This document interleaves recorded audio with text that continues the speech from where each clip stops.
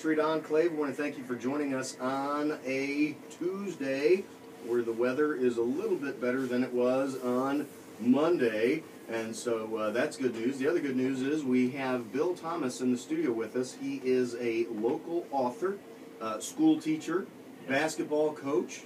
All of the above. All kind of stuff. Yes, sir. You've got a pretty busy life. So anyway, I'm just going to kind of set this up, folks, and then we're going to talk about it a little bit because I love success stories. I love to hear about the success of others. I like to have a little success in my own life, but it's also fun. I think it's fun and instructive to hear about the success of others. Okay, so what we've got going on right now is a local school teacher. You teach at the junior high, is that right? Union Middle School. Union Middle School. I'm one of those old guys. I still call it junior high. You know. That's right. Did you go to Union? I didn't. I actually went to Pacific. Oh, that's right. That's who we played tonight. Your alma mater. Yeah. Well, and both of those schools are in my senatorial district. So when I have two schools competing from my senatorial district, it's always difficult to know which one to root for. You have to be nice to both. Yeah, you got to be nice to both. I got to spend like half in the stands on this side and half in the stands on that side. But the good news is, my son, who is at the middle school, he wrestles, and so when I go to a wrestling match where it's the the Washington Junior Jays against the somebody else, then I have Union Wildcats. Yeah, then I have the excuse that it's my son, so I have to root for Washington. So anyway, now you are a middle school teacher over in Union. Yes. And you are also the boys basketball coach for the 7th graders? Well, I coach 7th grade basketball. Mm-hmm. And on top of all that, ladies and gentlemen, he is an author, okay? And so tell me this, how many, is this something, writing books, is this something that you've wanted to do your whole life, that you've done your whole life? Is this a newer thing that you've gotten interested in? How long have you been doing this kind of stuff?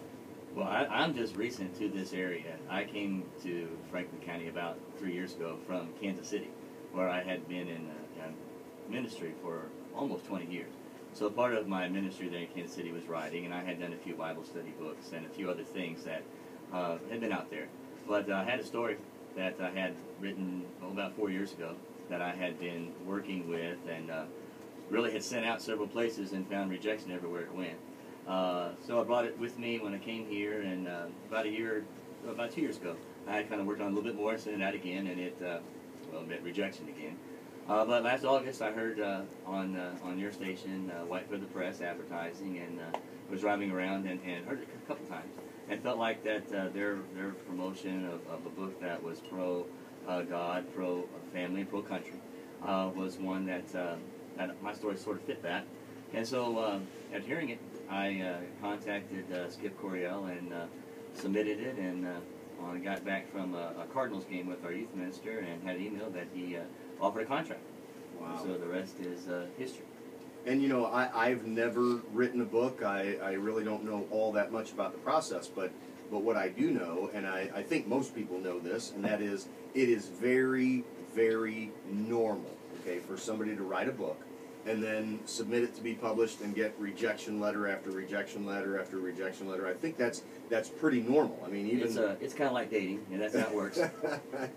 yeah. And I've heard some of the big authors. I don't necessarily have any names popping into my mind right now, but I've heard different interviews over the years where some of your big famous authors, who have now sold millions and millions of books, will tell you in an interview that when they were first getting started, they had sent out their manuscripts and been rejected and rejected and rejected and rejected, and then finally, somebody picked them up, and lo and behold, a few years later, they're a very famous author, and so we would certainly love to see that happen to you. Well, that would be great, and I hope this morning will be the launch of fame. If I can reach your fame, Ryan, that would be really good.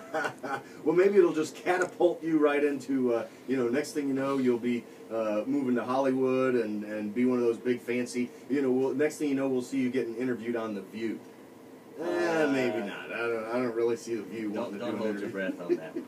So tell us a little bit about the book. I've had an opportunity. You were nice enough to send me What do they call that when it's the galley proofs. the galley proofs? Now, where does that? Why do they call it that? I mean, I don't know. oh, well, and for those of you that don't know, which I certainly did not know, the galley proof, I guess, is it's a full copy of the book, right? And It's the book, how it's going to go to press. I had a chance to look at it again and see if there's anything else I might want to have corrected from my point of view.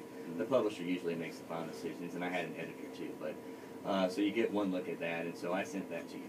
yeah, okay, and that had you know, the layout and everything of the book, and now is the normal process with the galley proofs, is that something that an author would typically maybe, you know, send to a few friends, relatives, whatever, and say, hey, just take one final look at this before it goes into print?